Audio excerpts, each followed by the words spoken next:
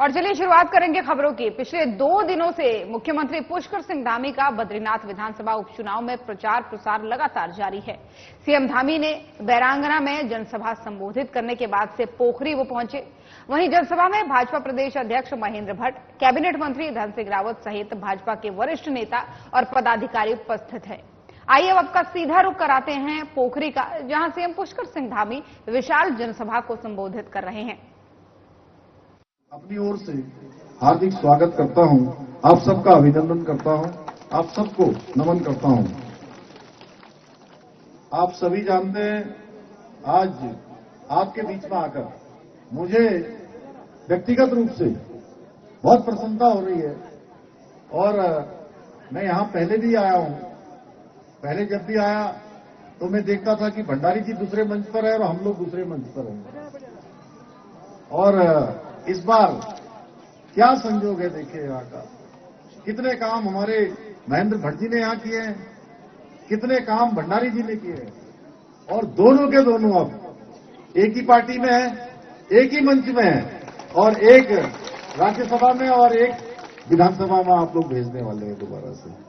ये अपने आप में बहुत सुखद दृश्य है। और ये क्षेत्र भी बहुत हमारा ऐतिहासिक क्षेत्र है और एक ऐसा केंद्र बिंदु है जहां से त्रिशूल, नंदा, घुंटी, गुनागिरी, चौखंबा, तुंगनाथ, चंद्रशिला जैसी हिमालय की जो चोटियां हैं, इन हिमालय की चोटियों को के इसके मनोरम जो दृश्य है वो देखने को मिलते हैं। भाइयों बहनों, आज मैं आप सबके बीच में श्री राजेंद्र भंडारी जी के लिए आप सबका आशीर्वाद मांगने के लिए आया हूं, आप सबका समर्थन मांगने के लिए आया हूं। और राजेंद्र भंडारी जी आपकी सेवा करते रहे हैं। अभी जब वो बोल रहे थे तो सच बताऊं मैं आपको, तो भाषण नहीं कर रहे थे। आप लोग ये मत सोचना वो भाषण कर रहे थे, वो पूरी बात अपनी कह भी नहीं पा रहे थे कि जो मन में उनके था उन्होंने उसका कुछ प्रतिशत, मैं समझता हूं 25-30% उन्होंने अपने मन की बात आपसे कहने का प्रयास किया है। जैसे अपनों के बीच में कोई आता है ना तो बहुत ज्यादा बोलता नहीं है, और मैं उनकी स्थिति देख रहा था क्योंकि मैं पिछले 2 दिनों से लगातार उनके साथ हूं। और हमारी ये 5वीं बड़ी सभा है, और 5 सभाओं में से 4 सभा में मैंने देखा कि वो अलग तरीके से बोल रहे थे, और जब वो अपने बिल्कुल पैतृक स्थान पर आ गए तो वहां उनके बोलने का भाव अलग हो गया। यानी कि वो तो ये बताने की कोशिश कर रहे थे कि मैं आपके बीच से निकला हूं, आपके बीच से जाकर ही मुझे मौका मिला है, आप सब लोगों ने ही मुझे बनाया है और आप सब लोग ही मुझे बनाने वाले हैं।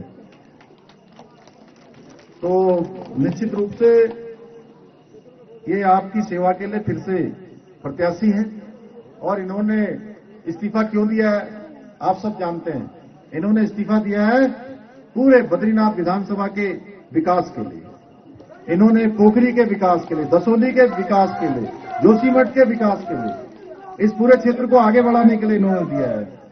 और हमारे प्रदेश अध्यक्ष और राज्यसभा के सांसद आदरणीय महेंद्र भट्ट जी भी, उनका भी पैतृक स्थान यही है और जन्म स्थान भी यही है। आप लोगों के लिए तो सोने पर सुहागा है कि नहीं है। अब देखिए, यहां से लगातार इन्होंने भी विधायक रहते हुए कई कामों को आगे बढ़ाया है, और इन विकास कार्यों को और अधिक तेजी मिलेगी जब आप यहां से राजेंद्र भंडारी जी को भारी मतों से जिताकर कमल खिला देंगे, इनको विधानसभा का सदस्य बना देंगे। इसलिए मैं आप सबसे निवेदन करने के लिए आया हूं कि 10 तारीख अब दूर नहीं है। भाइयों बहनों, हम सभी जानते हैं कि मोदी जी ने आज पूरे देश में जितने काम किए हैं, और उत्तराखंड में जो उनके नेतृत्व में काम हुए हैं, हम सब भली भांति जानते हैं। सड़क से लेकर रेल तक, स्कूल से लेकर हॉस्पिटल तक, हर क्षेत्र में आज पूरे देश की एक विकसित भारत की तस्वीर हमको देखने को मिलती है। मोदी जी के नेतृत्व में जो ऐतिहासिक निर्णय देश के अंदर हुए हैं वह भी हम सब जानते हैं, चाहे वो धारा 370 समाप्त हुई हो, चाहे वो सीए का कानून लाया गया हो या 3 तलाक जैसी कुप्रथा का अंत हुआ हो या हम सबके आराध्य देव भगवान श्री रामचंद्र जी के मंदिर का निर्माण हुआ हो। भाइयों बहनों, लंबे समय से जिसकी हमको इंतजार था, यह सब आदरणीय मोदी जी के कुशल नेतृत्व में संपन्न हुआ है। उनके दृढ़ संकल्पों से ऐतिहासिक काम देश के अंदर संपन्न हुए हैं। भाइयों बहनों, आदरणीय मोदी जी की दृढ़ इच्छा शक्ति से प्रेरणा लेते हुए उत्तराखंड के अंदर भी। तो सीएम धामी को सुन रहे थे आप। चलिए खबरों में आगे बढ़ेंगे। कृषि मंत्री गणेश जोशी ने देहरादून स्थित नया गांव में प्रधानमंत्री नरेंद्र मोदी के आह्वान पर एक पेड़ मां के नाम अभियान के तहत मां के सम्मान में पौधारोपण किया है। इस अवसर पर मंत्री गणेश जोशी ने कहा कि दुनिया का सबसे अनमोल रिश्ता मां के साथ होता है और एक पेड़ मां के नाम अभियान प्रतीक है मां के प्रति आदर, सम्मान, निष्ठा और कर्तव्य का। कृषि मंत्री गणेश जोशी ने प्रदेशवासियों से प्रकृति के संरक्षण और संवर्धन के देशव्यापी अभियान में अधिक संख्या में अपनी सहभागिता सुनिश्चित कर मां के नाम पेड़ लगाने के अभियान में सम्मिलित होकर के प्रकृति के संरक्षण और संवर्धन में अपनी भूमिका निभाने का आह्वान किया है। इसी के साथ ही सभी से पौधारोपण के बाद पौधों की देखभाल करने की भी अपील की है।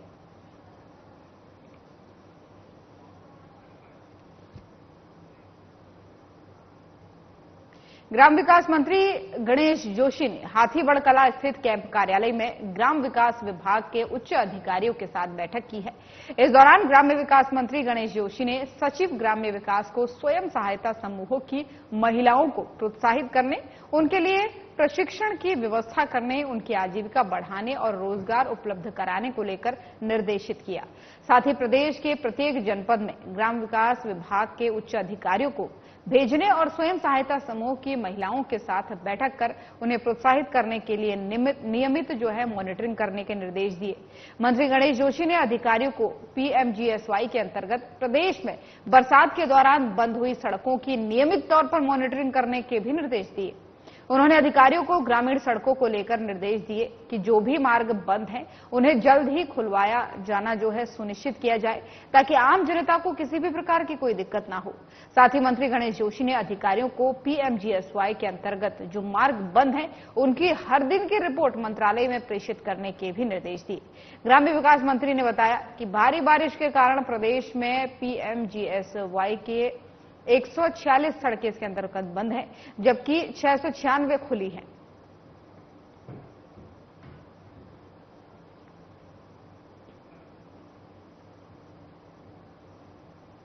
और उधमसिंह नगर जनपद के प्रभारी मंत्री गणेश जोशी ने जिले में भारी बारिश के चलते प्रभावित क्षेत्र खटीमा, चकरपुर, नानकमत्ता और सितारगंज क्षेत्र में हुए नुकसान की जिलाधिकारी उधमसिंह नगर उदयराज सिंह से दूरभाष के माध्यम से जानकारी दी है। प्रभारी मंत्री गणेश जोशी ने अधिकारियों को आपदा प्रभावित क्षेत्रों का निरीक्षण कर प्रभावितों को तत्काल सहायता पहुंचाने के लिए निर्देश दिए। मंत्री जोशी ने जिलाधिकारी को ये भी निर्देश दिए कि खाने पीने और दवाओं के साथ ही व्यवस्था सुनिश्चित की जाए। उन्होंने जिला आपदा प्रबंधन से संबंधित अधिकारियों को अलर्ट पर रहने और हालात पर नजर बनाए रखने के भी निर्देश दिए। प्रभारी मंत्री गणेश जोशी ने आपदा कंट्रोल रूम को सक्रिय रूप से कार्य करने को भी निर्देशित किया है। उन्होंने बताया कि खटीमा के चकरपुर में प्रभावित 250 लोगों को खटीमा मंडी में शिफ्ट किया गया है।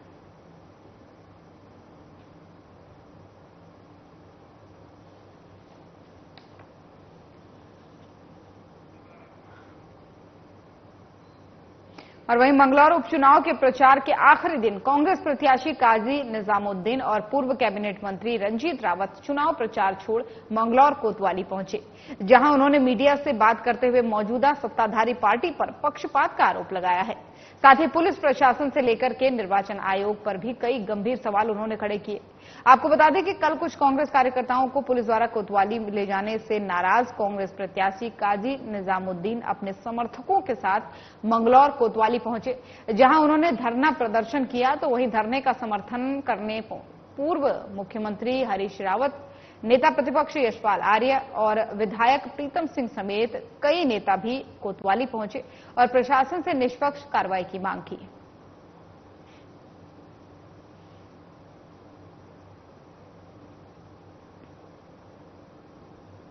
इंटरव्यू में चुनाव आयोग को डिफंक्ट बोला, तो जो ऐसे तो निष्पक्ष चुनाव होने की उम्मीद ही नहीं। लोकतांत्रिक व्यवस्था पर, कानून पर हमको पूरा यकीन है। मुझे ये भी मालूम है कि पुलिस अपनी मर्जी से ये नहीं करना चाहती। पुलिस अधिकारियों के लिए सबसे ज्यादा आवाज मैंने, करण महाराज जी जो हमारे प्रदेश अध्यक्ष जी हैं, हम लोगों ने पिछले सत्र में उठाई जब वो पे ग्रेड का झगड़ा चल रहा। ओल्ड पेंशन स्कीम की भी आवाज सबसे पहले हमने उठाई। ये जानते हैं कि कौन जीतना चाहिए, कौन हारना चाहिए, लेकिन इनके ऊपर भी अनड्यू प्रेशर जब सत्ताधारी दल बनाता है तो इनकी भी प्रतिबद्धताएं हैं, इनका भी एक बर्दाश्त का एक सीमा है, वो टूट। लेकिन और अब बड़ी खबर सामने आ रही है देहरादून से, जहां पर डीएम सोनिका ने जनता दरबार लगाया है। तो ये बड़ी और अहम जानकारी आपको देहरादून से दे रहे हैं, जहां पर जनता दरबार में मिली 108 शिकायतें। अधिकांश शिकायत भूमि विवाद, अतिक्रमण और आपसी विवाद से जुड़ी हुई थी। अधिकारियों को डीएम के सख्त निर्देश यहां पर देखने को मिले। वहीं सरकारी भूमि को खुर्द बुर्द करने वालों के खिलाफ करें मुकदमा दर्ज। डीएम सोनिका ने ये साफ कड़े निर्देश दिए हैं। अवैध प्लॉटिंग पर एमडीडीए करे कार्रवाई। तहसीलदार और कानूनगो भूमि संबंधी शिकायतों पर पटवारी की आख्या के बाद निरीक्षण करने को कहा गया है। वहीं घनी आबादी वाले क्षेत्रों में लगे टावरों पर मानक के अनुरूप कार्रवाई करें। विद्युत विभाग के कार्यों में धन का दुरुपयोग कर अधिशासी अभियंता को जांच के आदेश दिए हैं। वहीं सिंचाई गुल बंद करने की शिकायत पर तहसीलदार सदर को दिए हैं खुलवाने के निर्देश। तो ये अहम जानकारी आपको दे रहे हैं, जहां पर डीएम सोनिका ने जनता दरबार लगाया है और इसमें तमाम सारी शिकायतें देखने को मिली। 108 कुल शिकायतें आज मिली, जिसमें अधिकांश शिकायतें जो हैं भूमि विवाद और अतिक्रमण और आपसी विवाद से संबंधित थी, जिसको लेकर के डीएम सोनिका ने कई शिकायतों पर तो मौके पर ही निस्तारण किया और कई को लेकर के अधिकारियों को निर्देश यहां पर दिए कि जल्द से जल्द इन समस्याओं का समाधान किया जाए। तो ये बड़ी और अहम जानकारी।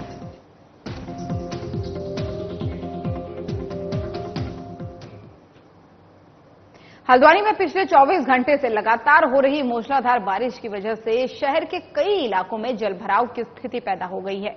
कुसुमखेड़ा चौराहे पर हुए जलभराव का सिटी मजिस्ट्रेट एपी वाजपेयी और तहसीलदार सचिन कुमार ने निरीक्षण किया। इस दौरान सिटी मजिस्ट्रेट एपी वाजपेयी और तहसीलदार सचिन कुमार ने लोक निर्माण विभाग के अधिकारियों और टीम के साथ मिलकर के जलभराव की स्थिति से निपटने के लिए पानी को डायवर्ट करने के निर्देश दिए हैं। तो वहीं उपजिलाधिकारी परितोष वर्मा ने टीम सहित 3 पानी और अन्य जलभराव वाले इलाकों का स्थलीय निरीक्षण किया। वहीं साथ ही जो है जलभराव के निकासी के लिए संबंधित विभागों को काम करने के निर्देश भी यहां पर दिए। तो वहीं दूसरी तरफ पहाड़ों में हो रही लगातार बरसात की वजह से गौला बैराज से 20,700 क्यूसेक पानी छोड़ा गया है। इसी के साथ ही गौला नदी से सटे हुए शांतिपुरी इलाके तक लोगों को सतर्क रहने के निर्देश दिए गए हैं। साथ ही संवेदनशील नदी किनारे रहने वाले लोगों को सुरक्षित स्थानों पर जाने के लिए भी कहा गया है।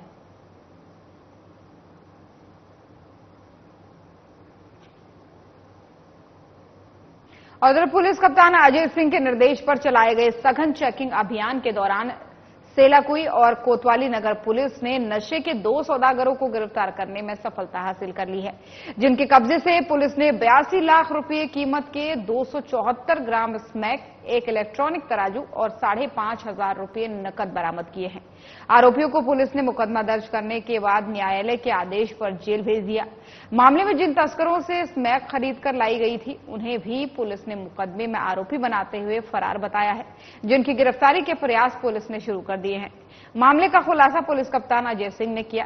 उन्होंने बताया कि पकड़े गए आरोपियों की पहचान वाजिद निवासी सेलाकुई और मकसूद निवासी देहरादून के रूप में हुई है। वाजिद अपने रिश्तेदार इंतजार निवासी बरेली से सस्ते दाम में स्मैक खरीद कर लाता था, जबकि राजमिस्त्री का काम करने वाले मकसूद देहरादून के ही राशिद से स्मैक खरीदकर बिक्री करता था। पुलिस कप्तान ने बताया कि 2 दिन पहले भी सेलाकुई पुलिस ने 7,976 नशीले कैप्सूल के साथ एक आरोपी को गिरफ्तार कर सलाखों के पीछे पहुंचाया है।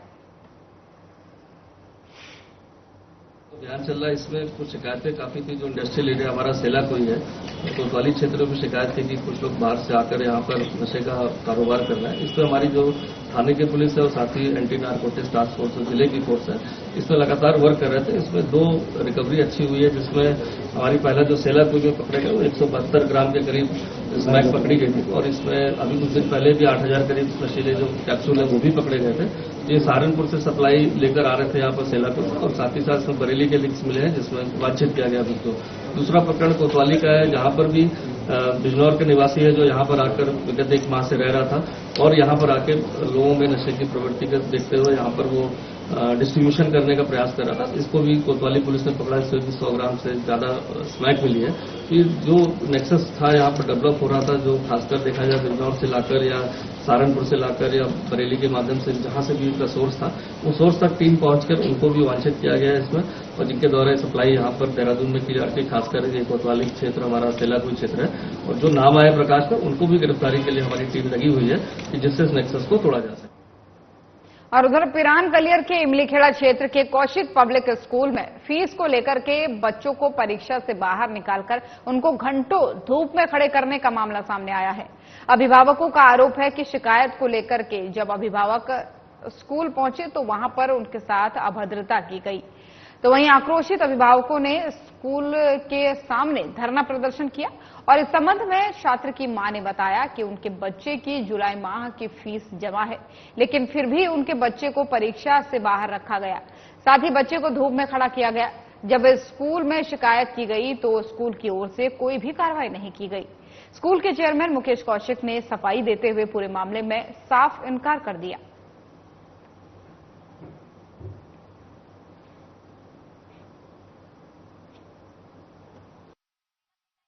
चौहान 3rd क्लास में पढ़ता है और उसकी फीस सबमिट थी जुलाई मंथ की, लेकिन फिर भी आज उसका टेस्ट नहीं लिया गया। बच्चे को पनिश किया गया, धूप में खड़ा किया गया और हम लोगों को बताया भी नहीं। पेरेंट्स को ये सूचित भी नहीं किया गया कि आपके बच्चे का टेस्ट पेपर नहीं लिया जा रहा है।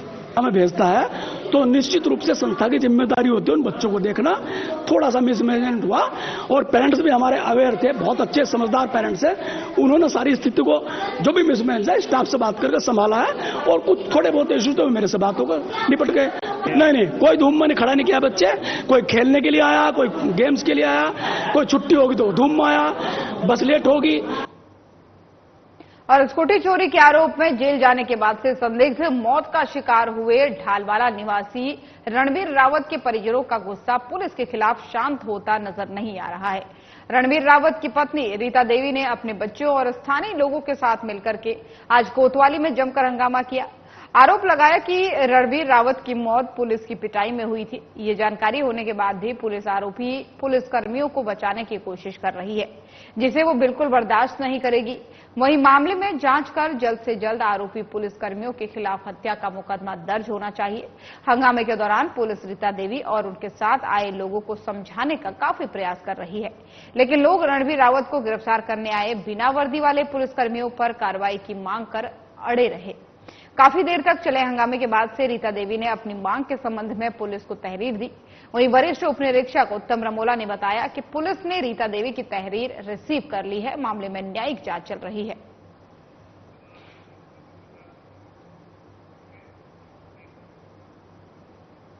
और चलिए आपको सीधा लिए चलेंगे हरिद्वार के हर की पौड़ी, जहां पर गंगा आरती का सीधा प्रसारण चल रहा है।